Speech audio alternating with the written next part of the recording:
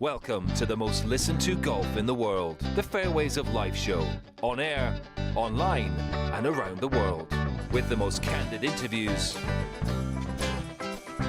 unforgettable stories, taking you beyond the ropes. Here's your host, New York Times best-selling author, Matt Adams.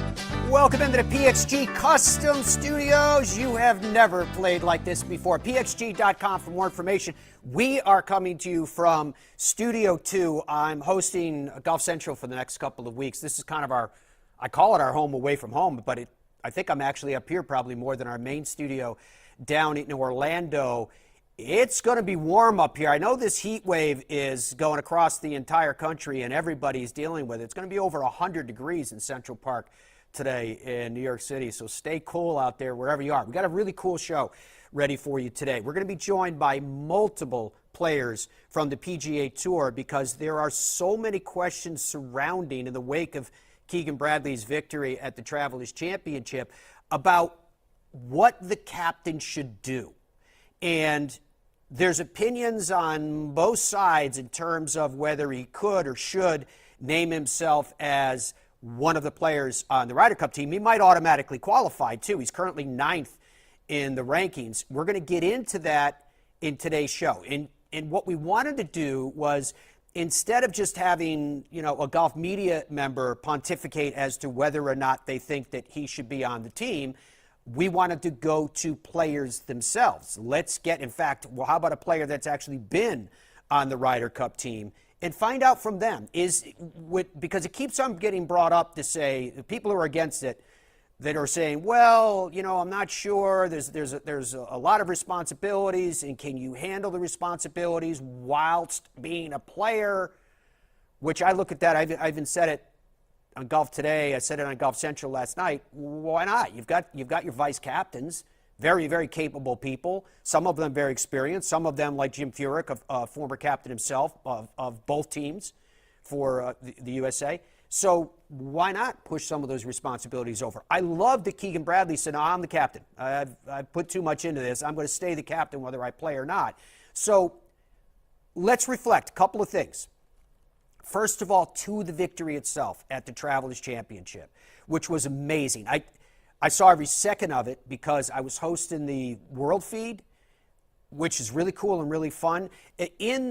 Domestically, NBC Sports, we have the rights, obviously, to the PGA Tour.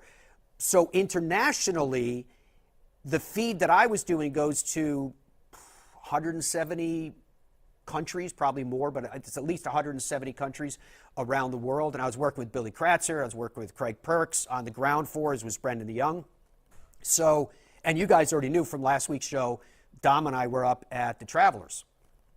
So that broadcast was so much fun to do because of the way it ended. Not so much fun for Tommy Fleetwood. We're going to get into that for just a second. And I think everybody, all of us, felt bad for Tommy with the way that he finished because he came that close. But at the same time, that was balanced against the euphoria of what Keegan Bradley did, again, because of all the ramifications and what it could mean, plus just the sheer joy of what he accomplished and how he accomplished it. TPC River Highlands in Cromwell, Connecticut, I've called it for years. You've got the U.S. Open the week before, then you've got the Travelers Championship, and the Travelers is almost like an anti-U.S. Open, and I don't mean that in a negative way. I just mean it's starkly different than the U.S. Open. It's NHL playoffs usually are low-scoring games. Do you want a low-scoring game? Or do you want a lot of goals scored? Same for basketball. What type of competition you want to see? I respect the fact that when you're talking about a major championship, it's going to be a tight score. It's going to be just a couple players usually that are under par. Well, at the Travelers Championship, this is about birdies, and that brings a different kind of excitement. And every year, the Travelers Championship delivers in terms of the excitement and how it finishes. And man, did it do it this year. So, with this cut from Keegan Bradley, and John Burkett put together a couple of small cuts here for us that really highlight these points that I wanted to pull out today, and where better to get them from or hear them from than the man himself and Keegan Bradley. We start with that putt. But it's not only that. family there. He considers this his hometown event. To him, it's like a major championship. He's won it 2 out of the last 3 years. He's Keegan Bradley. Well, it was really strange, actually, because I didn't really expect to have it to win. So all of a sudden I had a putt to win the tournament. Hadn't led ever till, the last putt. So really what dreams are made of. I'm really proud of myself it's a lot of energy on that last hole with the crowd. And I did a great job of sort of staying in my own little zone and doing what I do best. Pretty great. The support I get here, the sport I get everywhere with the Ryder Cup captain and the USA chance, but especially here, it's pretty incredible. And to have my family here, I've been fortunate enough to win a few times with my family and other members of my family around, which doesn't happen a lot for guys. And what a special thing to be able to experience. Well, I was on the 18th tee, and I looked out, and I couldn't believe how many people were up there. And then I hit my drive. I hit a perfect drive, and I saw it land in the fairway, and I heard the crowd really cheer when it hit the fairway. And I thought, I've never heard that before when I've hit a drive. And then, when I was walking up to the ball, they're cheering me on. And then when it was my turn to hit, the crowd really started to, cheer. I couldn't believe it. I had to take a second to get it together here because I needed to hit a shot, and then when it landed and hit the green, because I can't really see where the ball is, the crowd really went crazy. And then when Tommy hit his putt right behind my coin, they went crazy again. And then when I had the putt to win the tournament, they were cheering, and I really felt, I'm not a very calm guy, and I felt, for me, very calm over that putt, which was strange. And I had a putt to win the tournament, and I just went through my routine, all the stupid cliches that we all say. I just went through my process, my routine. Tommy's putt, sometimes I don't like when you see the players hit the putt. I saw his break a ton, and when I went and felt it with my feet, I felt it at a half degree, and his broke more like a 1 or maybe more. And I just decided to trust my read because I didn't feel it. And I played mine left center, and it went in right in the middle. So what an incredible memory. Listen, I know how hard it must be for him. He's just an unbelievable player, and, he's fighting so hard to get his first win. And, it's a weird thing to be on the other side of that. I do feel bad for him, but, I got to go out and do what I need to do. But he battled today, and I really hope that he gets his win soon. Sometimes when I watch guys win tournaments and they don't do anything, I don't get it, because this is your chance to explode. We work so hard to get to these moments, and we work so hard on pushing all of our emotions down. And for me, it's like, that's nothing. I'm holding that in. I want to do that on the second hole. So for me to be able to let that out is really fun. So the whole week, you heard Keegan talking about the crowd. He was talking about them on 18 on Sunday afternoon. Bearing in mind, when the players hit their tee shots on 18, there's a flat to the fairway, but then it drops down to a valley, and the green rises up again after that. His ball went over the crest down into the valley, so we heard the crowd roar, but he didn't really know why. He obviously knew he hit a good drive, but what happened was, and this was kind of the undertone of the entire day with the chants of USA, USA for the United States Ryder Cup captain, and he was going up head-to-head and started the day behind Tommy Fleetwood, who is a cornerstone of the European Ryder Cup team currently, right? Fair said. So what happened was when he hit his drive, it ended up, all said and done, between him and Tommy. He was about 10 yards closer to the green than Tommy was. That's how good a drive Keegan Bradley hit. And then he was explaining, which I loved about the cut that John Burkett chose for us there, he really couldn't see where his ball finished on 18 by his account as well, because of the angle that he was coming in over the left edge of that bunker. That's the bunker, if you remember a few years ago, Jordan Spieth blasted out of to win.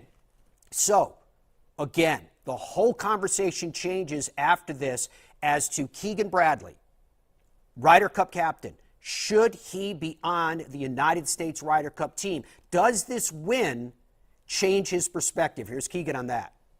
Listen, this changes the story a little bit. I never would have thought about playing if I hadn't won, and this this definitely opens the door to play. I don't know if I'm going to do it or not, but I certainly have to take a pretty hard look at what's best for the team, and we'll see. We still got it's still June, so we still got a long ways to go, but this definitely changes things a little bit, and we'll all get together and figure out the best way to do this. So I got the call at 8 o'clock tonight, a year ago today. So I've been getting these questions for a year. Whether I play well or play poorly, something that I've become used to. To be honest with you, I never really planned on playing. I really wanted to just be the captain. I really felt strongly about that. I want to serve the guys. They asked me to do a job. I wanted to do it to the best of my abilities. Now with the amazing vice captains that I have, and I have a better perspective of, playing in the President's Cup and being around a lot of the guys, I feel a lot more comfortable if I went that route. I'm really proud of the guys that are vice captains, and obviously you got Jim Furyk, one of the greatest players to play, and also an incredibly great captain at the President's Cup. I don't know. It's the lowest I've ever been in the world.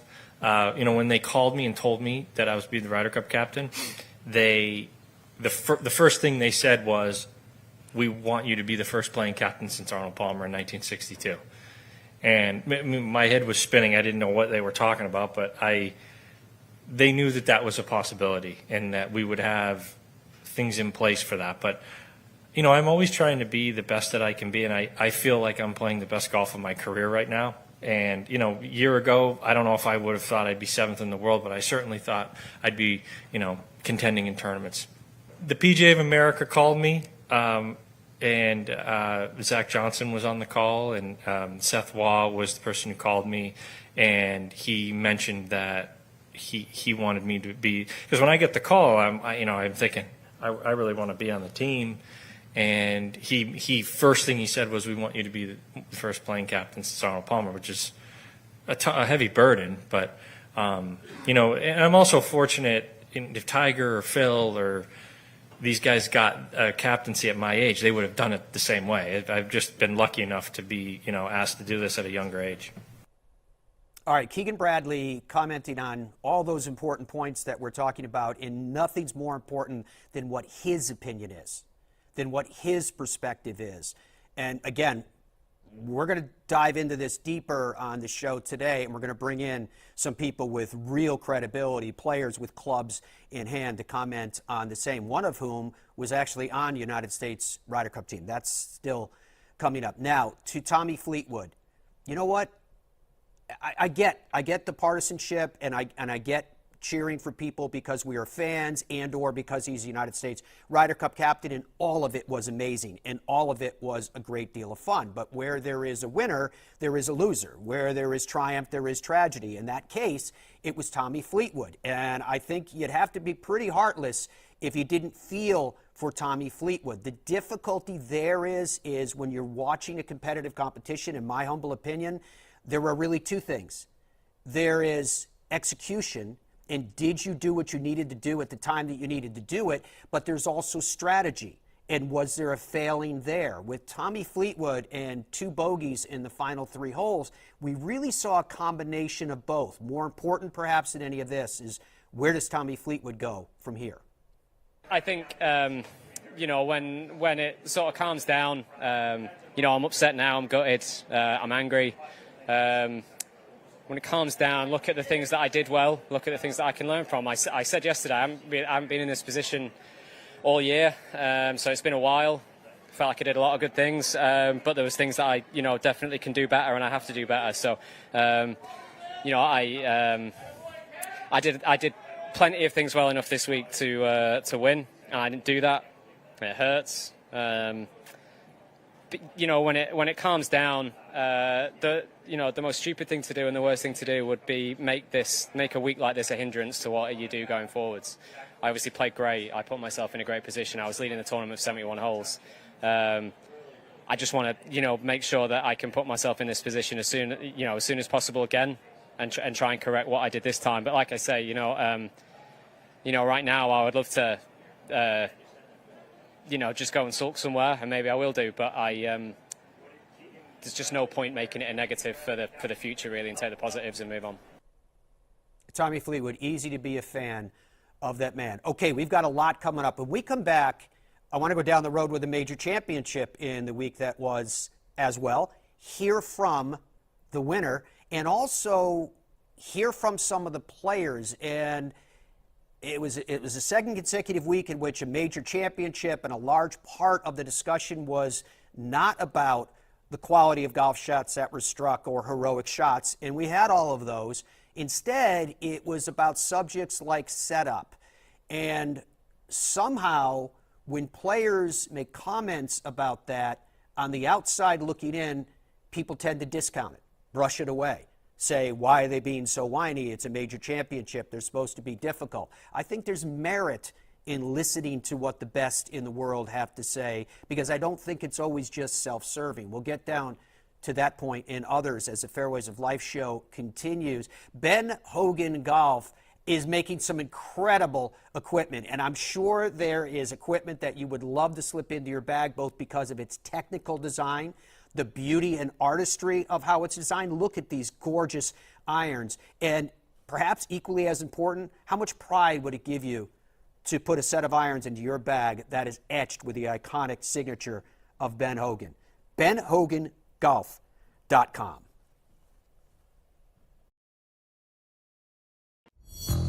Head down, water down the left, bunker down the right, take the club straight back. Wandering minds. When golfers lose their focus, they're totally... But Bridgestone can help. Introducing Mindset. The ball scientifically designed to keep you focused. First, identify your target. Next, visualize your shot path. And then focus on the green dot and smooth one.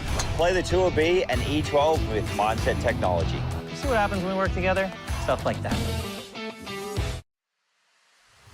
FlightScope Mevo Plus is the ultimate indoor and outdoor golf launch monitor and simulator. It gives you the club and ball data you need with the accuracy you demand. Mevo Plus comes with ownership of simulated golf courses for you to play and practice at home. Mevo Plus is an essential golf partner to help you improve and understand your game better. Put more purpose in your practice. To learn more and get your Mevo Plus, shop now at flightscope.com. Golfers today are a different breed. Who? Me? We see the game in a different way. We all have our own styles. We swing our own swing. But we have one thing in common. We are all about the details. Introducing the Revel line of grips from Superstroke. With 3 distinct offerings to choose from, the Revel is in the details. Our journey began with a simple yet powerful vision to provide the world with the highest quality Virginia-type peanuts. The Hubbard Peanut Company, where quality and tradition meet to create an unforgettable experience. Visit hubspeanuts.com to explore our full range of products and place your order today.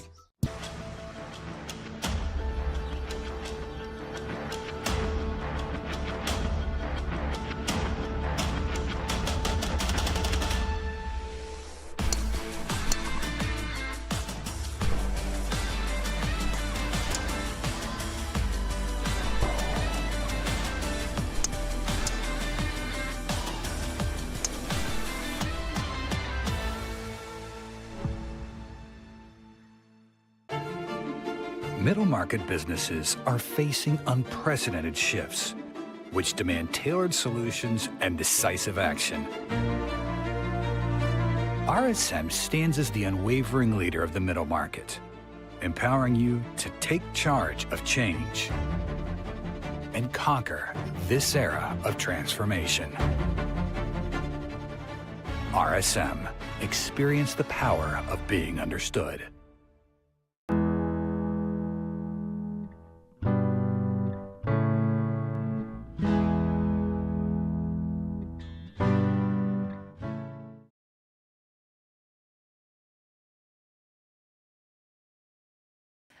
It feels pretty amazing. I feel like I really deserve this one, and I put a lot of hard work into it. So, yeah, I feel really good. I think every single day it was a bit of a grind.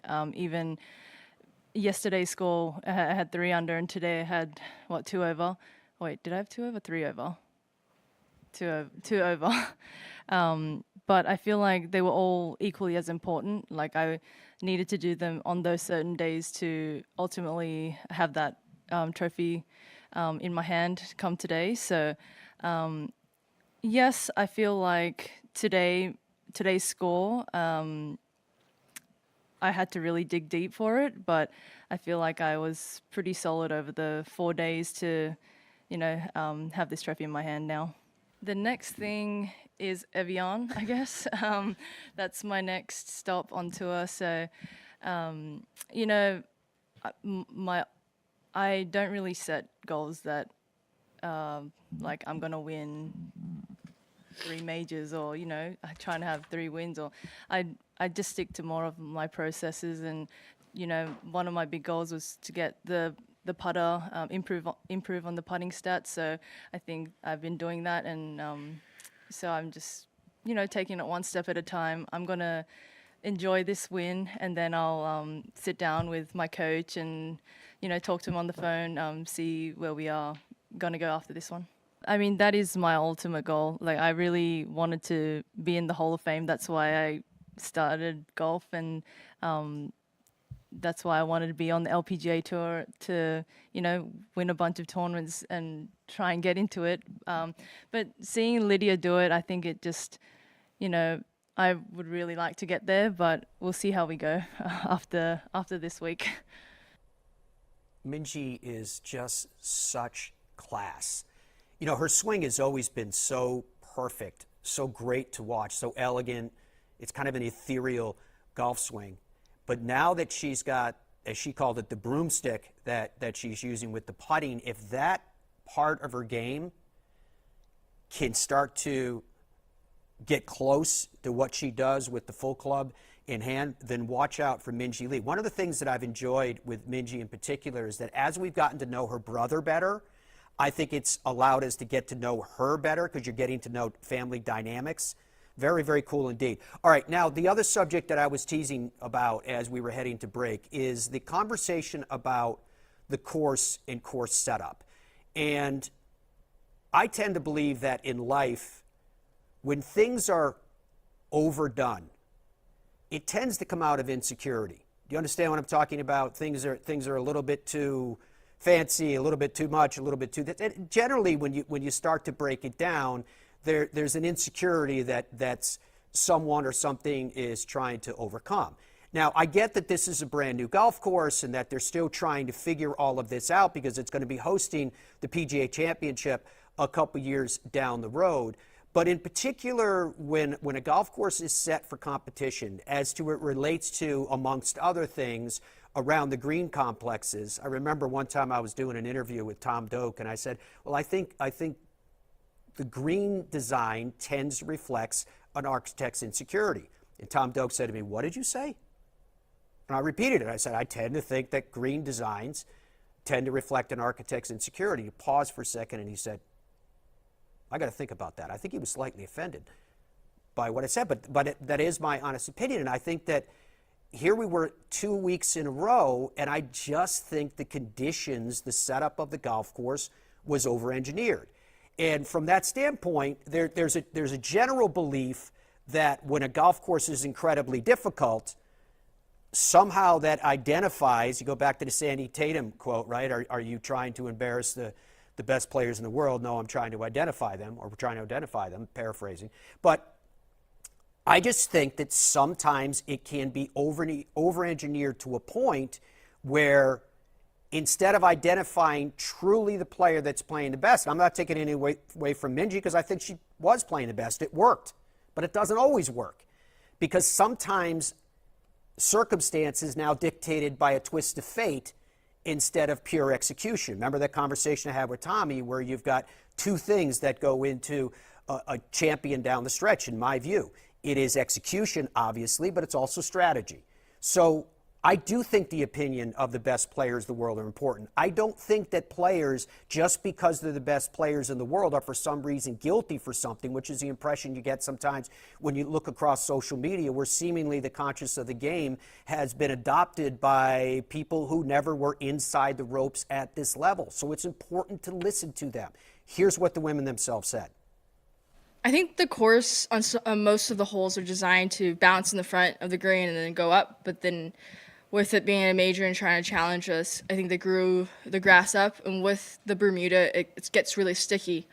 And so you can't just like roll it up on the green, so you have to carry it. But then obviously with the green being firm and the weather being hot, it just kind of rolls off. I mean, it's hard. There's a lot of decisions to be made. It's just a bottleneck when it gets to 7, 8, 9. Yeah, seven's a demanding one, even if you're 20 yards to the green. I mean, I had a 36-yard pitch shot today, and it's not quite sure if you can stop it on the green. So it's just going to take more time than a normal shot. And same 8 is a very demanding tee shot. 9, if you have people going for the green, it just takes time, and it just gets a little bit of a bottleneck. I mean, I think we played a 2-ball in like 6 hours. I mean, that's just a little ridiculous, but what can you do? So just told myself to be patient. I just think it's with the weather, it's just too firm. The hole locations are kind of in almost impossible positions where, you know, not many people are hitting the green. So obviously it's going to take a lot more time. And with it blowing 30 miles an hour, it's hard. It's tough. It's a major, so it's a given. But I think it does get to a point where some pins just quite didn't match the wind conditions. So that makes it extra tough. But, you know, everyone's in the same boat, so you just kind of got to cop one in the chin. Oh, the wind. The wind for sure. And the heat. It wasn't even like the golf course layout itself. I mean, I think it was fine. It was just the wind was so heavily influencing the ball that the pin placement, some of them just felt like you just couldn't get near it. So I think just the wind was the biggest factor this week. All right, NewtonGolfCo.com is a website that you can log on to, and you can see their new motion golf shafts. It's so important to realize that when a graphite shaft is made, it's essentially rolled through its various components, and this has to be done with precision. This has to be done with the expertise so that you get consistency throughout. That is their symmetrical 360-degree design. The whole idea of Newton golf shafts is that what they call kinetic energy, that's the load at the top of your swing. It comes from their elongated bend profile. From maybe the first time in your life, you can feel what it feels like to have that pent-up energy coming into the ball with Newton Golf. When we come back, we're going to hear from one of the hottest players in the world right now, our first PGA Tour player of many. They'll be joining us in the Fairways of Life show today. In Ireland, golf is more than just a game. Come and experience our world-famous links courses and our world-famous parkland courses, all set alongside world-famous scenery. And visit our world-famous historic sites. And while you're here, enjoy our world-famous hospitality.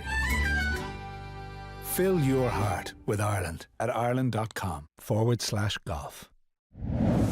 Ben Hogan Golf Equipment is back. Established in 1953, we serve golfers who demand excellence of their equipment. Designed by the game's best engineers, forged in the world's best foundries, and built to order in the USA. Don't settle for off-the-rack disappointment. Elevate your game with custom clubs at direct consumer pricing. Exclusively at benhogangolf.com. That's benhogangolf.com.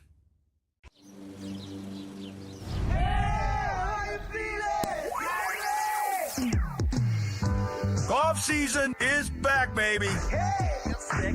Play the best rounds of your life with PXG. I feel like dancing. I feel like dancing. Visit PXG.com to see what we can do for your game. I'm feeling groovy, so groovy. PXG, you've never played like this before. Golfers today are a different breed.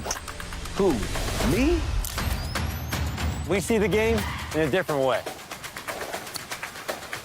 We all have our own styles. We swing our own swing. We have one thing in common. We are all about the details. Introducing the Revel line of grips from Superstroke. With 3 distinct offerings to choose from, the Revel is in the details. What would your ultimate golf experience be like? Just you and a friend? Or would you round up some buddies for a foursome? Just one day? Or an entire week? There's a good chance your ultimate golf experience could be Michigan's magnificent 10. 10 incredible courses set among 3 remarkable resorts. See for yourself. Book your ultimate golf experience today. Hey, I'm golf broadcaster Matt Adams. You know, Hub's Peanuts has been cooking up the top 1% of peanuts for over 70 years. And these aren't your average nut. These are super extra large Virginia peanuts cooked in the USA. Family-owned Hub's Peanuts have more protein than any other nuts. So whether it's a boost on the course or a special gift, the variety of flavors guarantees Hub's Peanuts is just what you need. Family-owned, nutritious, delicious, and sustainable. Hub's Peanuts, it's just right. HubsPeanuts.com. When you choose Newton shafts, you're choosing more than a product.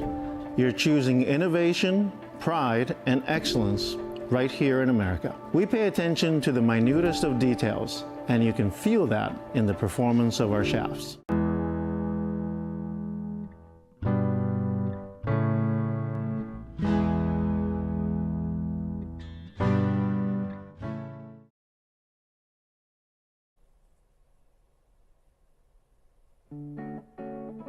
Welcome back to the Fairways of Life show from the PXG Custom Studios. We're inside of Studio 2 this week from just outside of a boiling New York City, over 100 degrees in Central Park. Stay cool out there today, folks. All right, one who's always cool on the putting green is Denny McCarthy. Coming into the Travelers Championship, he was 7th on tour in strokes gained putting, and he has at various times over the last few years led the PGA Tour in putting. Well, we got a chance to sit down with Denny. Thank goodness we recorded it instead of planning on just doing it live, because we had the breaking news last week about a new CEO on the PGA Tour. So Denny is, if you don't know him very well, this hopefully will give you an opportunity to know him a little bit better. But I think it also gives us a chance to get inside the mind of a tour player that has the kind of exceptional skills that he has in this particular part of his game. Obviously, he's good across the board, or else he wouldn't be on the PGA Tour.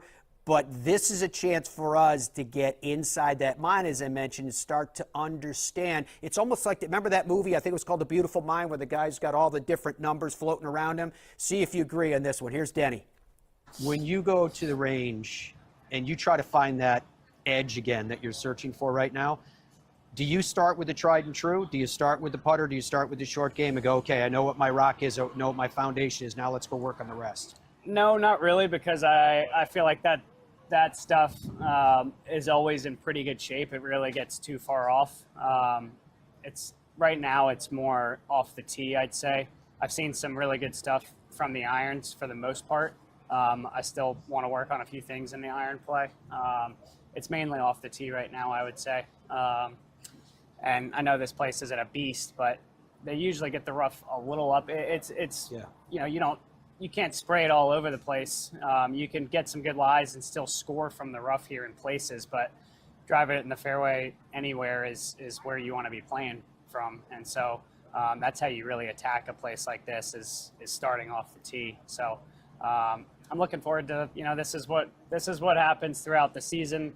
It happens a lot throughout, you know, a year, where, you know, 1 minute you feel like everything feels good and you got it, and golf seems somewhat, I wouldn't say easy, but it comes easier, and there's times where it just feels really difficult, and right now is a little bit one of those times, but it just takes a little something like that to snap out of that and, you know, get back to that feeling of feeling a little easier. I'm smiling not to find joy in your lament there, but because there's millions of people shaking their head right now going, yeah, that's exactly what we feel almost on every other shot.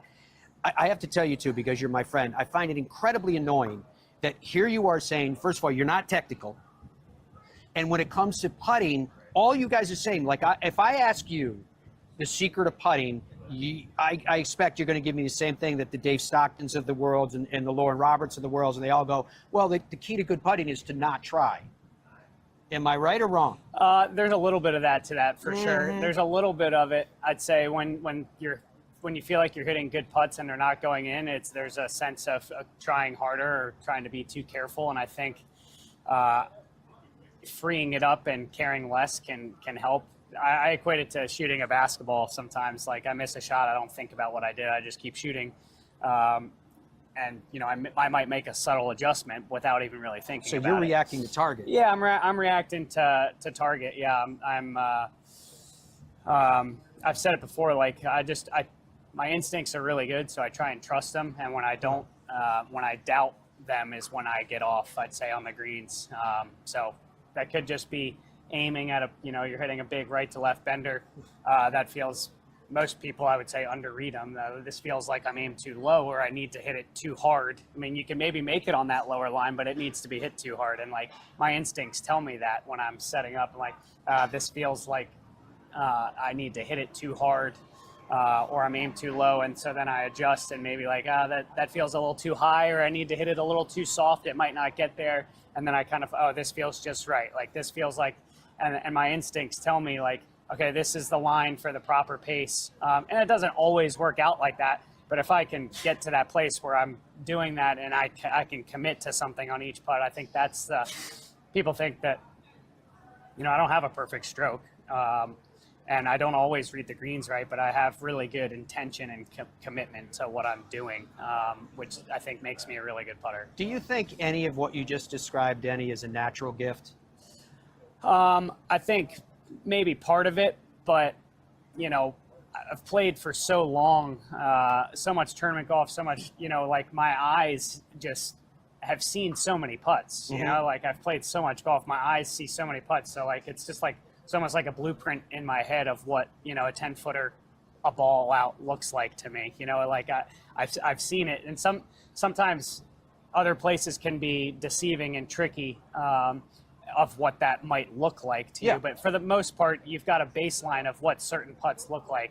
And so it's funny, like my eyes see a right to lefter really good from the other side of the hole. They see it good from the ball, but from the other side of the hole, I really get a good sense too. Left or righters, I see terribly from the other side of the hole. I see it much better from the ball side where I'm actually hitting it from. So sometimes I don't even bother.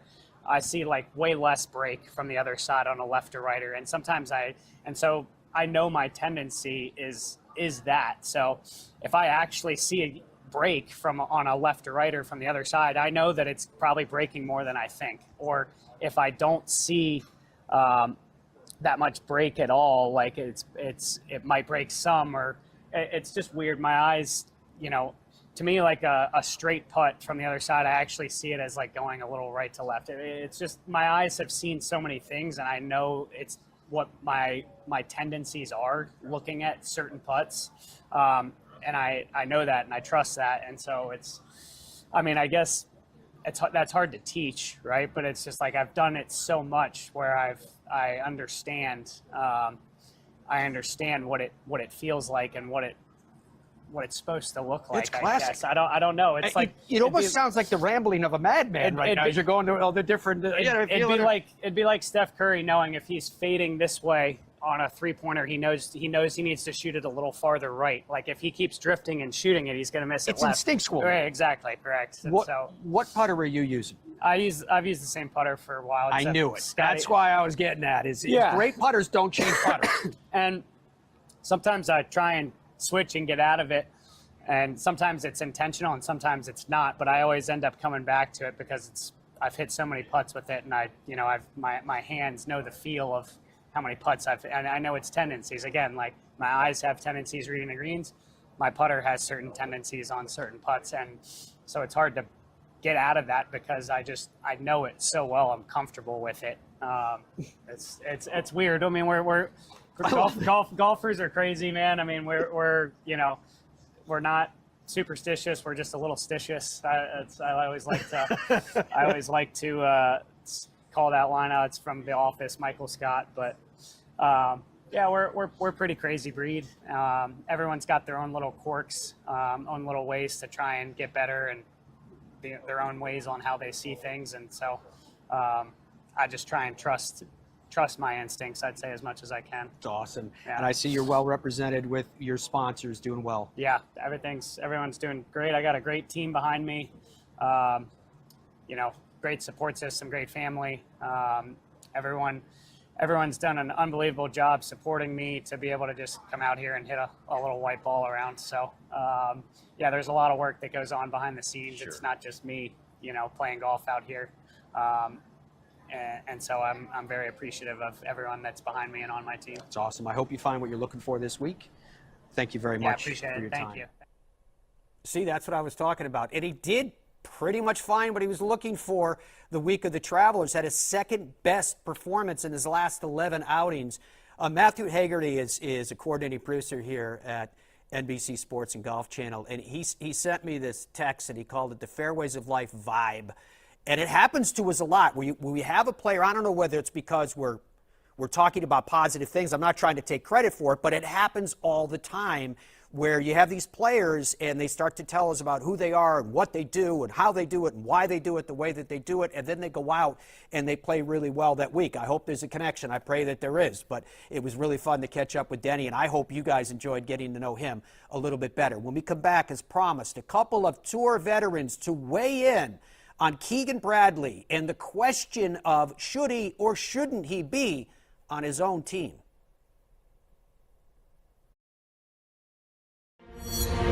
I got ball fit in 2000, went on a little run.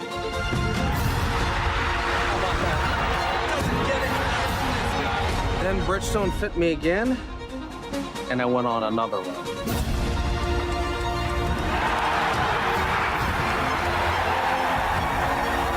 I just got fit again for the new Tour BX. The ball fitting's been helping me. Will it help you?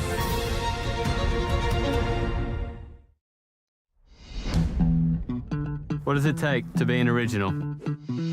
Cam knows something about that.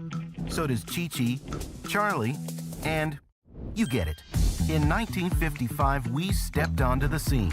Now a new generation of pros are wearing the most iconic styles in the game. The fit, the feel, the look. It's all an expression of you. Original Penguin. Here for the good times. Innovation has been at the heart of every SuperStroke grip we've ever created, cementing our status as the #1 putting grip on tour. Now the best just got better. Introducing SuperStroke Synergy, our most advanced putting grips ever, for unmatched confidence to quiet your hands and your mind. Find the perfect grip for your game at superstrokeusa.com.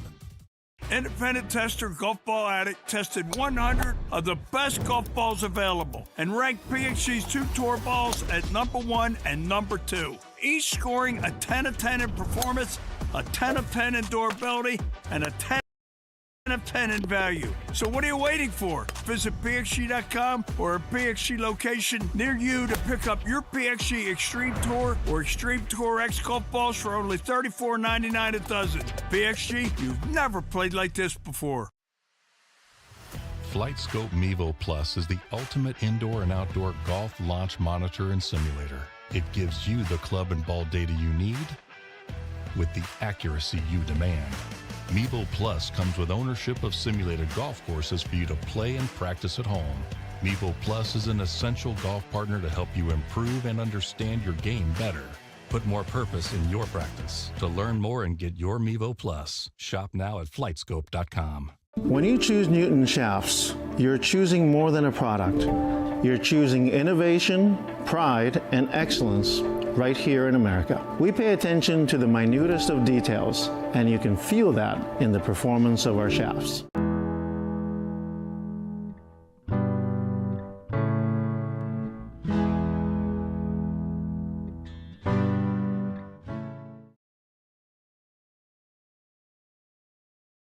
Listen, this changes the story a little bit. I never would have thought about playing if I hadn't won, and this this definitely opens the door to play. I don't know if I'm going to do it or not, but I certainly have to take a pretty hard look at what's best for the team, and we'll see. We still got it's still June, so we still got a long ways to go. But this definitely changes things a little bit, and we'll all get together and figure out the best way to do this.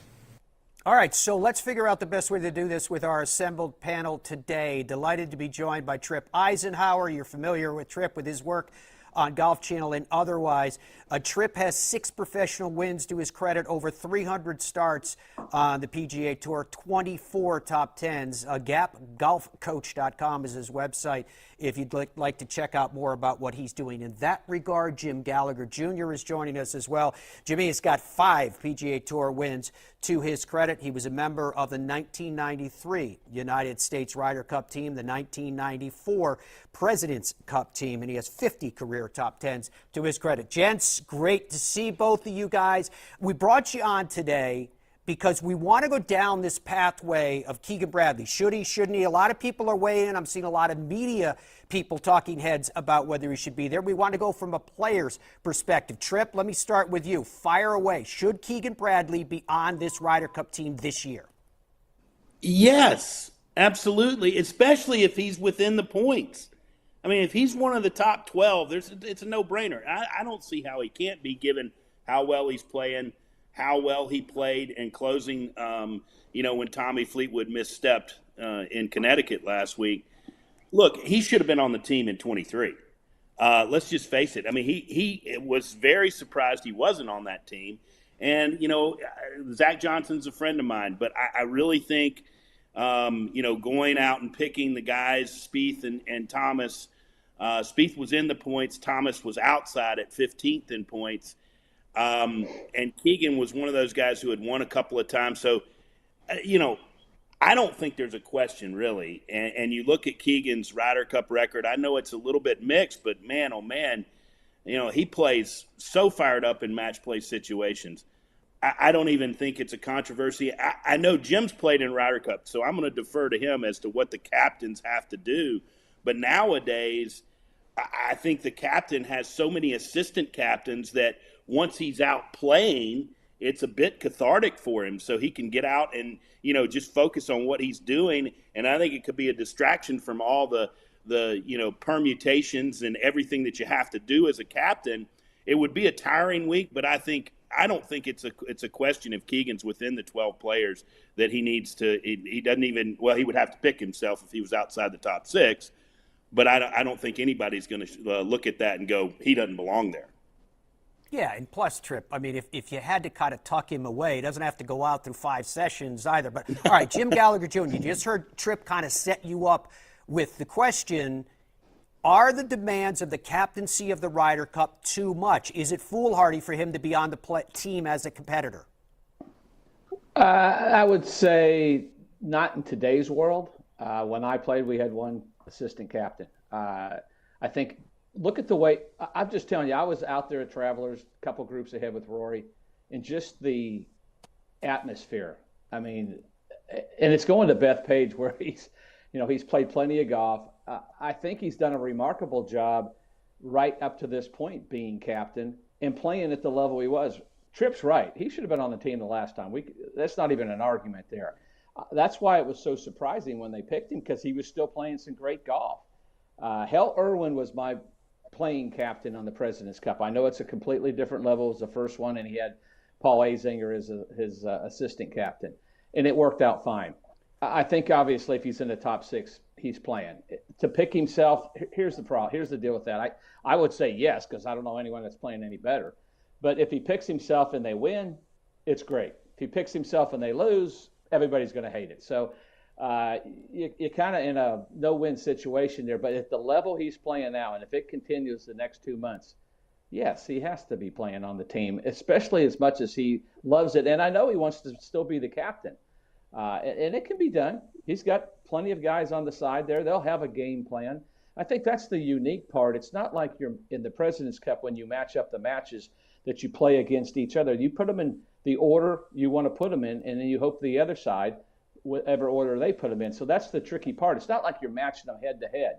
You put him in the first 2 days, the first 4 matches, and the next 4 matches they match up. So it's not like it's one-on-one like in the President's Cup when if you pick A, then they pick B. So, yeah, I think he can, especially looking at the way he's played just to this level again and still being the captain with all the so-called distractions. Yeah, I don't see why he wouldn't. And he loves it as much as anybody. He bleeds red, white, and blue as much as anybody.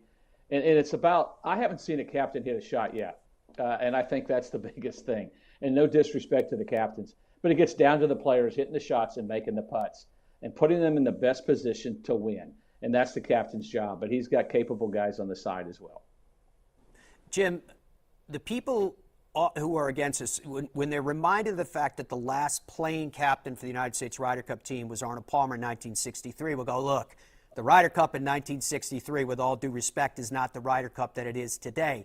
But your Ryder Cup in 1993 is very close to what it is today in terms of the passion, in terms of the emotion, in terms of demand and the time, in terms of what you talked about, an exhausting week, which incidentally, it's an exhausting week for everybody involved, whether they're a captain of the team or whether they're a competitor. So from that standpoint, can you give me some insight, give us all some insight into what you saw were the demands on the captain of your Ryder Cup team, would have been Tom Watson in 1993. Just give us some of the kind of behind the scenes of stuff that we may not know in terms of pressures that are on that individual. I think a lot of that work's done before they get there, but deflecting media, deflecting any kind of controversy, I think that's their job when things are said or done to kind of diffuse some of the things. There were things that went on at the Ryder Cup when our golf bags were all in the locker room. And when I didn't play in the morning, and Payne Stewart's bag had my pitching wedge somehow in his bag. So he would have had 15 clubs. I'm not saying someone put it in there on purpose. I'm just saying that happened. So those things happen behind the scenes. But I think it's more about deflecting all the situations that could happen if there's a controversy or whatever. But there's going to be demands whether you're a player or a captain. I think it's got to be in Keegan's mind. If he honestly thinks in himself, yes, I can play and I can play at the top level and still be the captain and rely on my vice captains. If it's his decision, it's not our decision whether, But if I look at it today, yes, he should be playing. But it's ultimately up to him in his mind and his feelings. Yes, I can do it. And then he's got to go do it. And he can't look back. You stick to your decision and you go with it.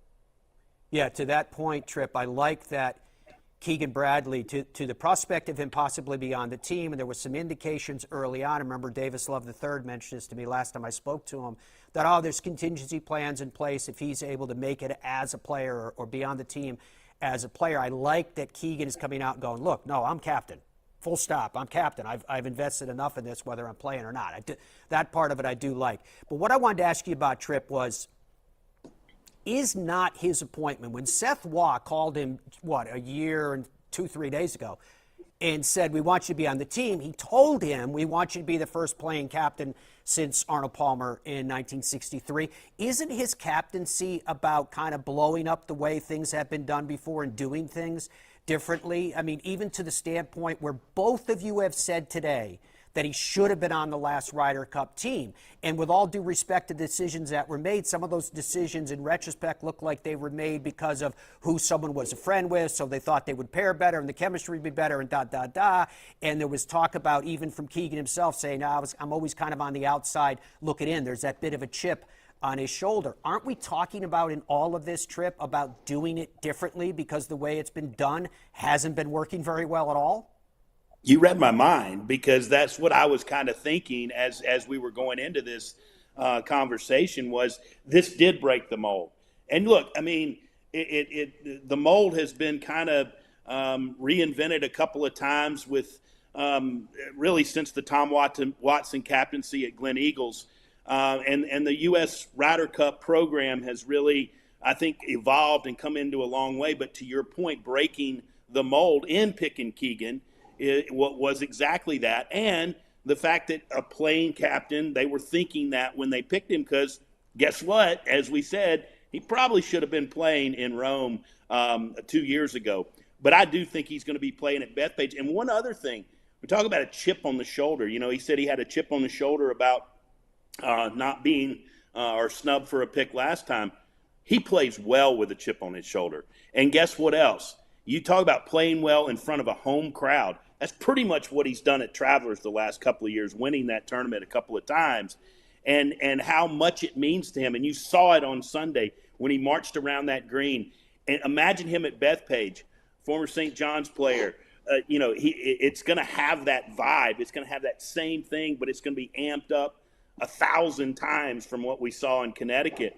And Keegan thrives in that environment.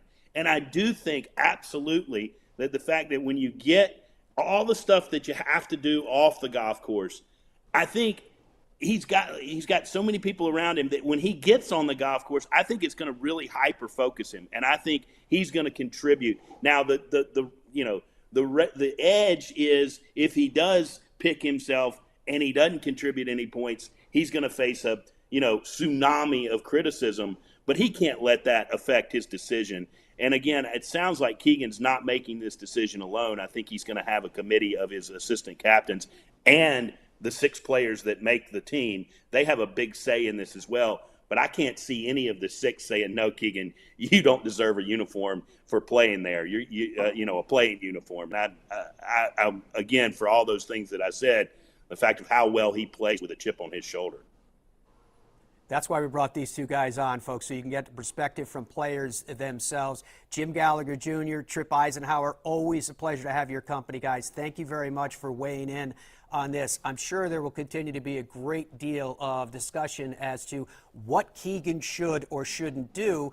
Keegan has already implied that the decision, though, is going to be made with his vice captains. The decision, though, is going to be made through the will of the players on his team. And I think that's a great way to do it. That shows leadership, too, doesn't it? That it's going to be a collective. He said that they communicate every day. And so we'll see how this ultimately plays itself out. There's one more aspect to this that Tripp was kind of touching on, in that the Travelers Championship and this crowd and this passionate chanting of Team USA, USA, USA, it's only like 90 minutes down the road to Bethpage Black. Awesome day. Thanks so much for your company, folks. Bye for now.